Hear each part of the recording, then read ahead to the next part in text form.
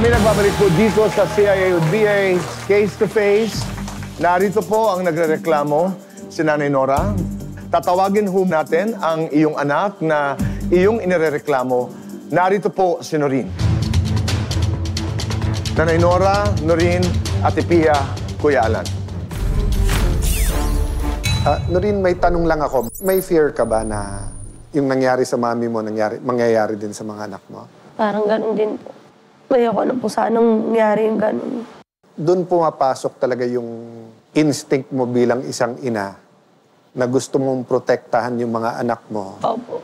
And doon din naman pumapasok yung pagiging little girl mo pa rin na parang iniisip mo, ba't yung nanay ko hindi ako naprotektahan ng ganon? Umpisahan ko muna sa respect, sa honor. Regardless kung ano ang ating paniniwala. Ang sinasabi kasi ng Bible, di ba?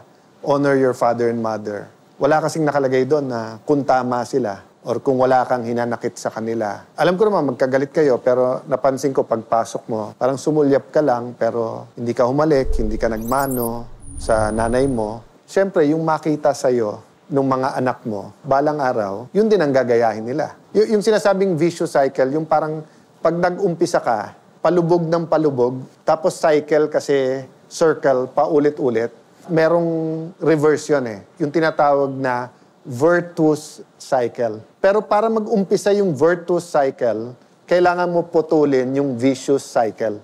Ang sinasabi ko, kung gusto nyo na maayos at hindi maging cycle sa mga anak mo, at kung gusto mo makahanap kayong dalawa ng katahimikan, kailangan ngayong gabi, or kung kailanman, makahanap tayo kung saan puputulin yung nasasaktan ka sa anak mo at ikaw nasasaktan ka sa nanay mo, paano natin maumpisahan man lang na matapos yung cycle na yon na nagsisisihan kayo para maumpisahan natin yung isang cycle ng mas maganda. Noreen, yung 18 years old mo na anak, babae o lalaki? Babae po.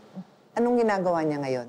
Hindi na po siya nag-aaral ngayon. Bakit? Wala pong paaral. Hindi rin po kasi siya pwede mag-ano kasi may sakit din po siya sa puso. Kaya nandun po siya sa biyanan ko ngayon. Hindi ko po siya matulungan. So kung pera lang ang problema, tingin mo magtutuloy siya mag-aral? Siguro po. Yung kasunod niya, ilang taon? 13 years old po. Yun po, nag-aaral po yun. Yung dalawa, nandun yun sa biyanan mo, yung nanay ng dati mong kinakasama. Opo. Tapos yung dalawa nasa akin po. Yung isa 11 po, tapos 7. Yung panganay mo, babae, di ba? Opo. Sinasagot-sagot ka?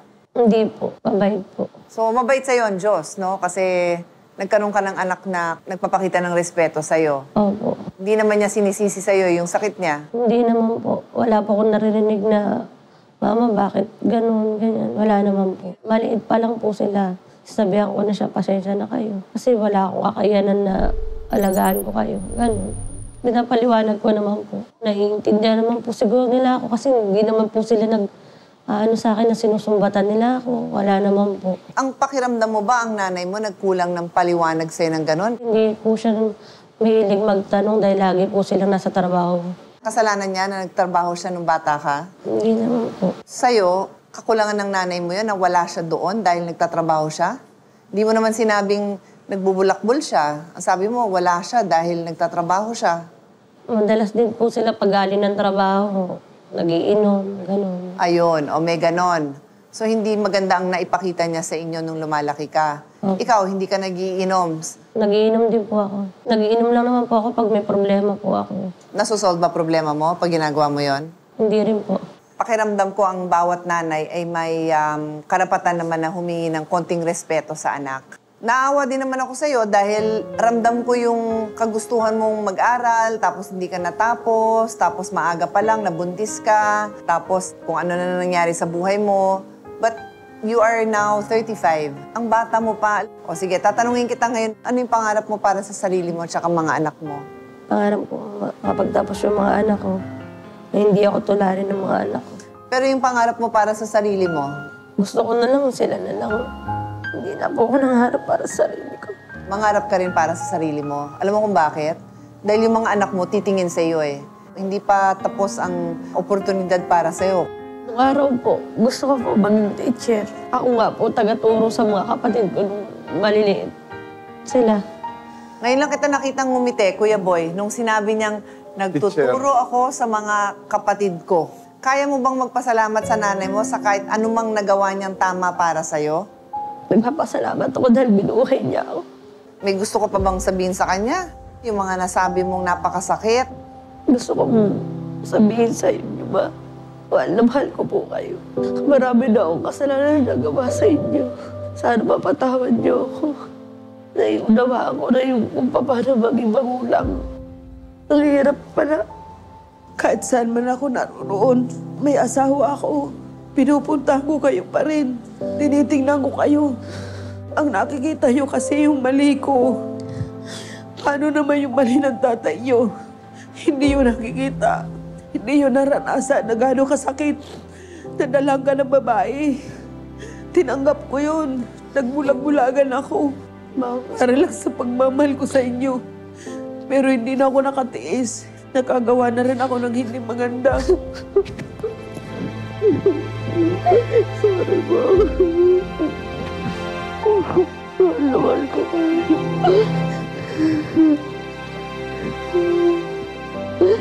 Tawarin niyo ako.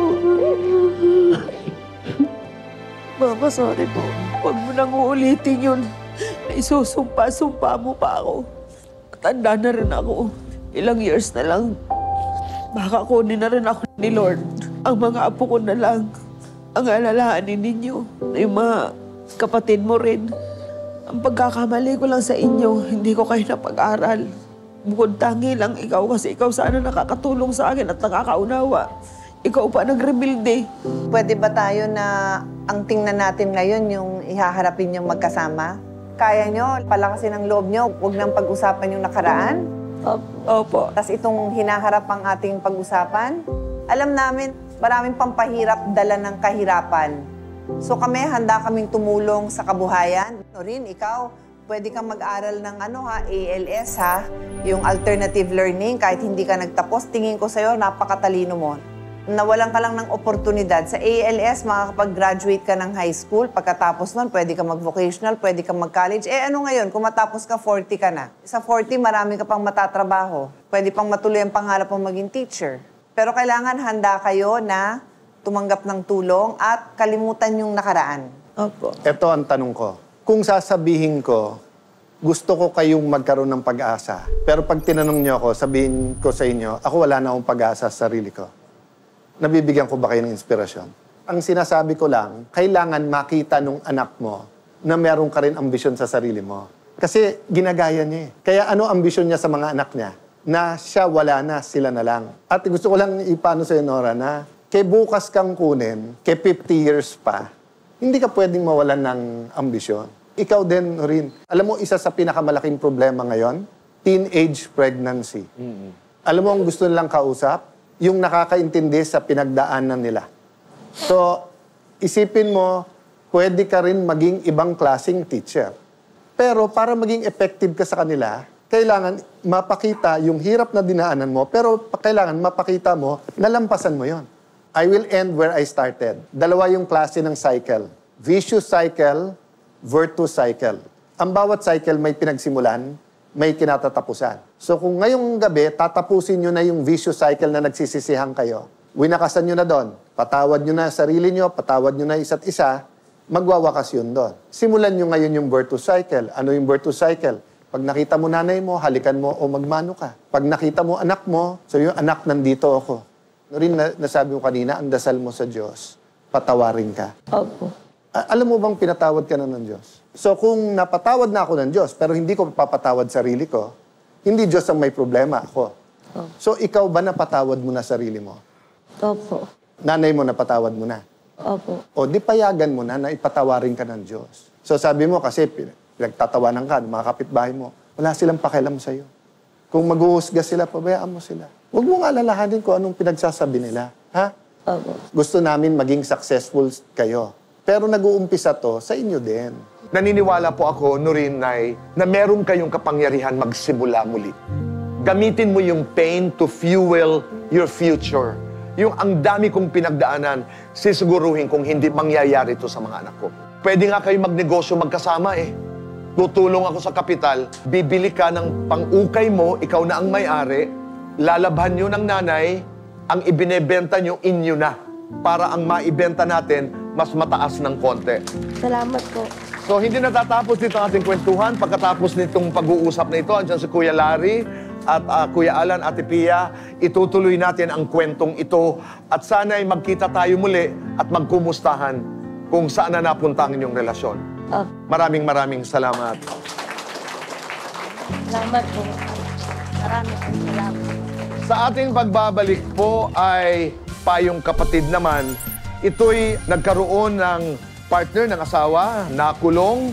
Kung bakit malalaman natin mamaya, pumanaw, hindi niya nalaman, pero may nakapagsabi sa kanya na abisuhan pala siya after 2 months. Ito ba'y tama o mali? Ano ba ang dapat nangyari?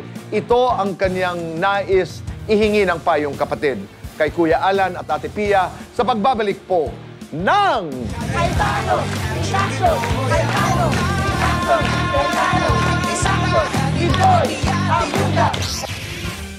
para matulungan silang makapagsimula ng bagong buhay matapos magkaayos sa Cayetano in Action with Boy Abunda, tumanggap sina Nora at Noreen ng kaunting tulong pinansyal mula kay Tito Boy. Naging okay na po kami, hindi na po kami nag-aaway. Nagtutulungan na po kami sa pagtitinda. Nung simula na nagkabatian kami sa 4 na taon, inalis ko po yung yung sakit ng dibdib ko, inalis ko na po, tinanggal ko na po yun. Pinalitan ko na po pag-ibig sa kanya. Na mahal ko po siya. Panindang ukay-ukay ang mga binili ni Noreen at panindang fishballs, kikiam at squid balls naman ang nabili ni Nora mula sa tulong na kanilang natanggap. Sobrang saya po namin kasi nagkaroon po kami ng negosyo at saka pang-araw-araw din po namin. Kahit pa paano, nakakaraos-raos po kami. Nagpapasalamat din ako kay Sir Boy at kay Kuya Alan at si Ate Pia sa lahat ng itinulong niya sa amin na yun ang daan na para kami magkaigi ng aking anak. Samantala, posibleng pagbabalik eskwela naman ni Noreen sa pamamagitan ng alternative learning system ang susunod niyang haharapin ngayong tapos na niyang asikasuhin ang enrollment ng kanyang mga anak. Sobrang po saya namin dahil napakalaking tulong po sa amin talaga ni Sir Boy at saka ni Kuya Alan at saka ni Ate Pia po.